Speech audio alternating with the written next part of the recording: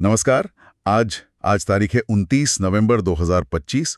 आज हम एक ऐसे विषय की गहराई में उतरने वाले हैं जो आत्मा, परमात्मा और पूजनीय बनने के मार्ग की बात करता है।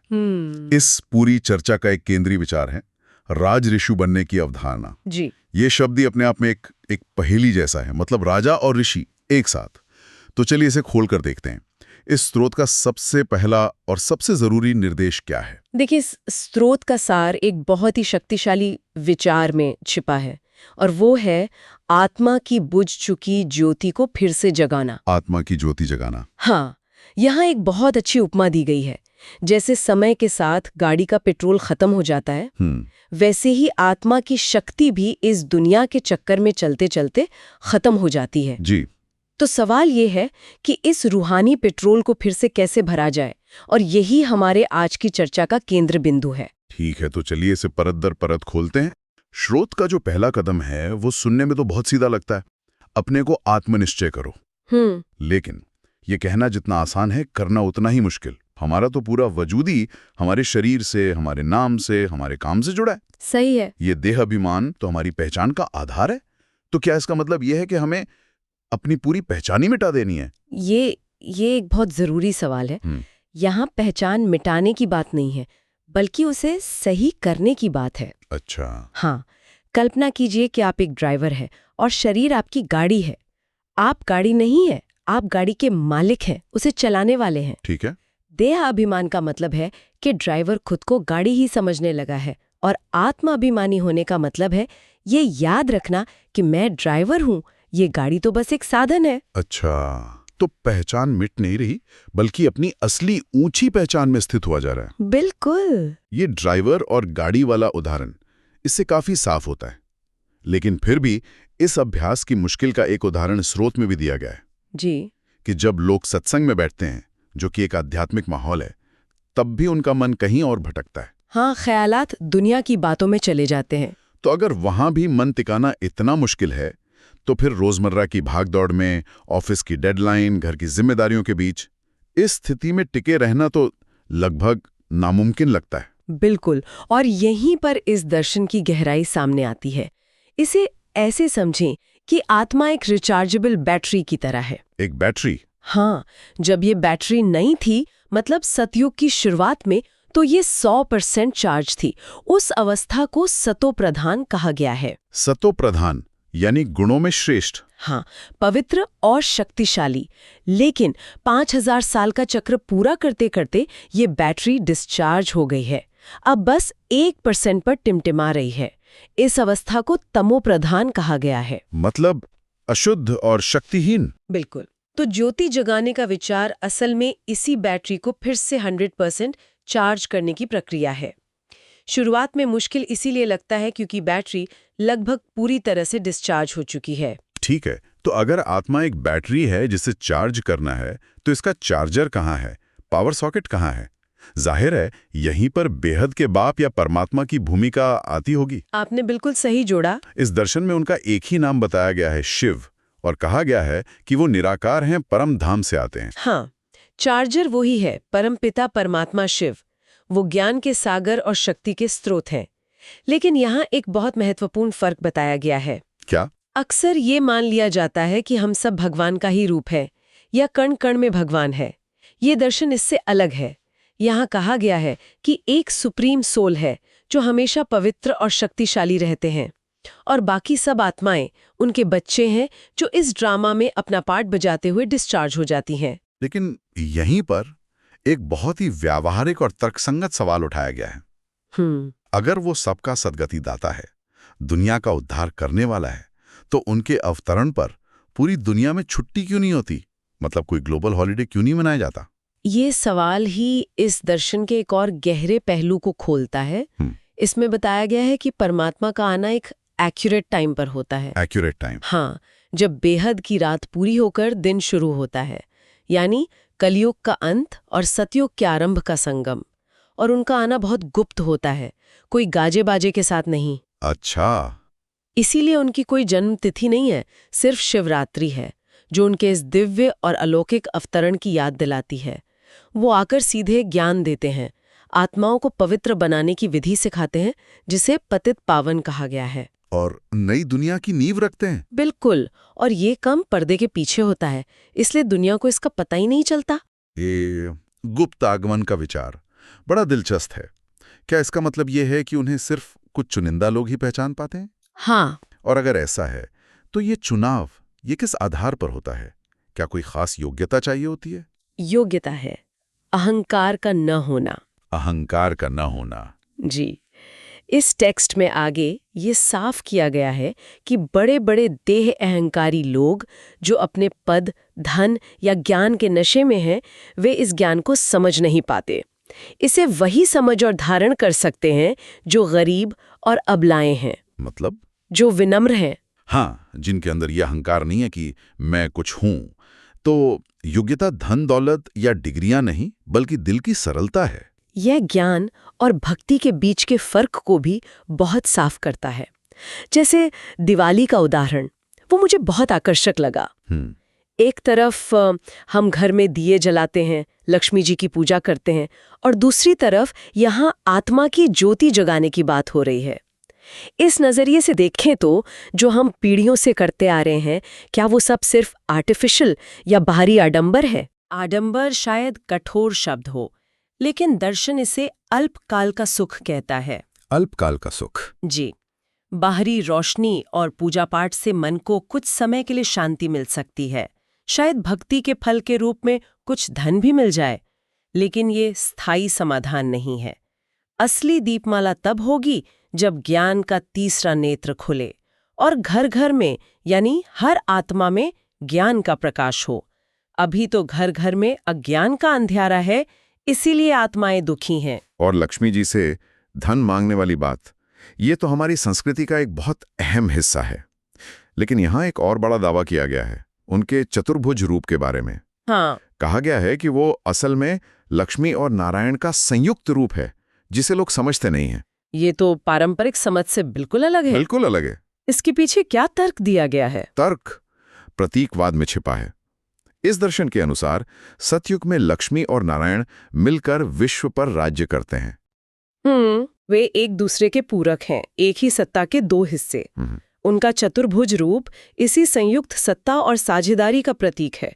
2 भुजाएं लक्ष्मी की और 2 नारायण के। अच्छा। ये दैवी दुनिया में स्त्री और पुरुष की समानता और संयुक्त जिम्मेदारी को दिखाता है। समय के साथ जब ज्ञान लुप्त हो गया तो इस गहरे प्रतीक को भूलकर इसे एक 4 भुजाओं वाली देवी का शाब्दिक रूप मान लिया गया। तो अगर भक्ति मार्ग से सिर्फ अस्थायी फल मिलते हैं और असली खजाना ज्ञान से मिलता है, तो इस ज्ञान के रास्ते पर चलने का प्रैक्टिकल तरीका क्या है? यहाँ हम वापस राज ऋषि शब्द पर आते हैं। जी, ये सुनने में ही विरोधाभासी है। राजा जिसके पास सत्ता है और ऋषि जिसने सब कुछ त्याग दिया है, ये दोनों एक साथ कैसे मुमकिन है? यही इस ज्ञान की सुंदरता है। यहाँ तपस्या के लिए जंगल में जाने की जरूरत नहीं है। अच्छा। राज ऋषि का मतलब है गृहस्थ में रहते हुए अपनी जिम्मेदारियां निभाते हुए तपस्या करना। राजा क्योंकि इस ज्ञान से भविष्य में 21 जन्मों के लिए स्वर्ग का राज्य पाना है। और ऋषि क्योंकि उस राज्य को पाने के लिए अभी अपनी कर्मेंद्रियों पर, अपने मन पर संयम का शासन करना है, पवित्रता की तपस्या करनी है। मतलब सत्ता और वैराग्य का संतुलन। हाँ, बाहरी दुनिया में कर्म करते हुए आंतरिक रूप से अनासक्त रहना। तो ये तपस्या है क्या? इसे याद की यात्रा कहा गया है। ये सुनने में ध्यान या मेडिटेशन जैसा लगता है। क्या ये वही है या इसमें कोई फर्क है? इसमें फर्क है। और ये दावा कि सिर्फ याद करने से जन्म जन्मांतर के पाप कट जाते हैं, ये तो बहुत बड़ा दावा है। ये प्रक्रिया आखिर काम कैसे करती है? देखिए, ये सिर्फ चुपचाप बैठने वाला ध्यान नहीं है। ये एक सक्रिय और प्यार भरा कनेक्शन है। जैसे एक डिवाइस को वाईफाई से कनेक्ट करने पर वो जानकारी डाउनलोड कर सकता है। हाँ। वैसे ही आत्मा जब अपने पिता परमात्मा को याद करती है तो वो उनसे शक्ति और पवित्रता के गुण डाउनलोड करती है। अच्छा। इस याद को अग्नि या योग अग्नि भी कहा गया है। जैसे आग सोने में मिली मिलावट को जलाकर उसे शुद्ध कर देती है, वैसे ही ये याद आत्मा पर चढ़े जन्म जन्मांतर के पाप कर्मों की मिलावट को जलाकर उसे फिर से शुद्ध, सतो प्रधान बना देती है। लेकिन इस रास्ते पर एक कड़ी चेतावनी भी दी गई है। जो हफलत करते हैं यानी लापरवाही बरतते हैं, उन्हें धर्मराज द्वारा सजा मिलेगी। ये धर्मराज कौन है और ये सजा किस तरह की होती है? क्या ये नरक की पारंपरिक धारणा जैसा है? नहीं, ये उससे कहीं ज्यादा सूक्ष्म है। धर्मराज कोई अलग व्यक्ति नहीं है, बल्कि ये परमात्मा की ही न्यायकर्ता भूमिका है। जब अंत का समय आता है तो जिन आत्माओं ने अपने कर्मों का हिसाब किताब इस योग अग्नि से चुकता नहीं किया होता, उन्हें अपने बुरे कर्मों का साक्षात्कार करना पड़ता है। साक्षात्कार? हाँ, उन्हें वो सारा दर्द और दुख महसूस करना पड़ता है जो उन्होंने दूसरों को दिया है। एक तरह से अपने ही कर्मों की फिल्म देखना और उसका दर्द भोगना, यही सजा है। और सजा खाकर पास होने से का सबसे बड़ा चैलेंज काम महाशत्रु पर जीत पाना बताया गया है। जी। आज की दुनिया में तो इच्छा, महत्वाकांक्षा, इन सबको सफलता की सीढ़ी माना जाता है। तो क्या यहाँ सिर्फ शारीरिक वासना की बात हो रही है या इसका दायरा उससे कहीं ज्यादा बड़ा है? इसका दायरा बहुत बड़ा है। काम यहाँ सिर्फ देह की वासना तक सीमित नहीं है। इसमें हर वो तीव्र इच्छा और लगाव शामिल है जो आत्मा को देह अभिमान में खींचता है, चाहे वो क्रोध हो, लालच हो, अहंकार हो या किसी व्यक्ति या वस्तु से गहरा मोह हो। अच्छा, ये सभी काम के ही रूप हैं। हाँ, इस दर्शन के अनुसार यह सबसे बड़ा शत्रु इसीलिए है क्योंकि यही आत्मा को अपनी असली पहचान भुलाकर शरीर और इस भौतिक दुनिया में फंसा देता है। इस पर जीत पाने वाले को ही जगत जीत कहा गया है। अब एक ऐसे विचार पर आते हैं जो शायद इस पूरी फिलॉसफी का सबसे चौंकाने वाला हिस्सा है। ये दुनिया 5000 वर्ष का एक चक्र है, एक बेहद की फिल्म जो जू मिसाल यानी एक जू की तरह घूमती रहती है और हूबहू रिपीट होती है। जी। ये तो विज्ञान और इतिहास की हमारे सारी समझ को सीधी चुनौती देता है। और अगर सब कुछ हूबहू दोहराता है तो इसका मतलब यह है कि हमारी कोई स्वतंत्र इच्छा, कोई फ्री विल है ही नहीं। ये सबसे गहरा सवाल है। अगर सब कुछ पहले से तय है तो हम जो भी पुरुषार्थ कर रहे हैं उसका क्या मतलब रह जाता है? देखिए, इस दर्शन का नजरिया बड़ा अनोखा है। हाँ, ड्रामा का हर सीन, हर डायलॉग पहले से तय है और हूबहू रिपीट होता है। तो फिर? लेकिन इस ज्ञान के मिलने के बाद आत्मा के पास ये चॉइस है कि वो उस सीन को किस चेतना से प्ले करे। मान लीजिए ड्रामा में एक मुश्किल सीन आना तय है। अब आत्मा के पास ये चॉइस है कि वो उसे रो धोकर, दुखी होकर प्ले करे या ज्ञान के आधार पर साक्षी होकर शांति से प्ले करे। बिल्कुल। पुरुषार्थ इसी चेतना को बदलने का है। इस बार के पुरुषार्थ का फल अगले चक्र की शुरुआत में मिलने वाले ऊंचे पद के रूप में मिलता है। अच्छा, तो ड्रामा फिक्स्ड है, लेकिन उस ड्रामा में ऊंचा पद पाने की चॉइस हमारे हाथ में है। जी। और इसी चक्र की समझ से शायद इस मौजूदा दुनिया को पुरानी छीछी दुनिया कहने का तर्क भी जुड़ा है, जो अब खत्म होने वाली है। ये भाषा सुनने में काफी कठोर है। ऐसा लगता है यहाँ किसी भी तरह की शुगर कोटिंग की कोई जगह नहीं है। बिल्कुल, ये भाषा जानबूझकर इस्तेमाल की गई है ताकि बेहद का वैराग्य पैदा हो। इसका मतलब दुनिया से नफरत करना नहीं है। तो फिर क्या है? बल्कि ये समझना है कि ये दुनिया अब एक पुराने, जर्जर और दुखों से भरे घर जैसी हो गई है। जब तक इस पुराने घर से दिल नहीं हटेगा, तब तक नए, सुंदर घर यानी सतयुग को बनाने और उसमें जाने की तीव्र इच्छा पैदा नहीं होगी।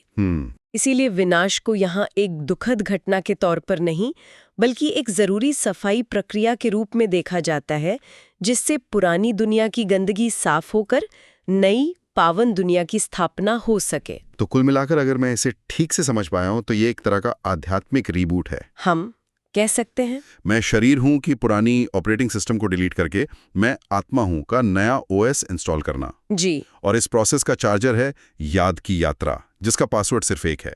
लक्ष्य है राजऋषि बनना, यानी दुनिया में रहते हुए भी कीचड़ में कमल के फूल की तरह रहना, ताकि जब ये 5000 साल का ड्रामा रीसेट हो तो हमारा रोल हीरो का हो, एक्स्ट्रा का नहीं। आपने इसे बहुत अच्छे से समेटा है। खुद को बदलने से दुनिया को बदलने का एक पूरा रोड मैप है। जी। और इसी से जुड़ा एक विचार मुझे बहुत दिलचस्प लगा। बताइए। स्रोत में एक पंक्ति है, नाम और रूप से न्यारी कोई चीज होती नहीं। मतलब इस भौतिक दुनिया में हर चीज का एक नाम और एक रूप है, यहाँ तक कि आकाश का भी। इसके बिना अस्तित्व नहीं। हाँ, ये तो सही है।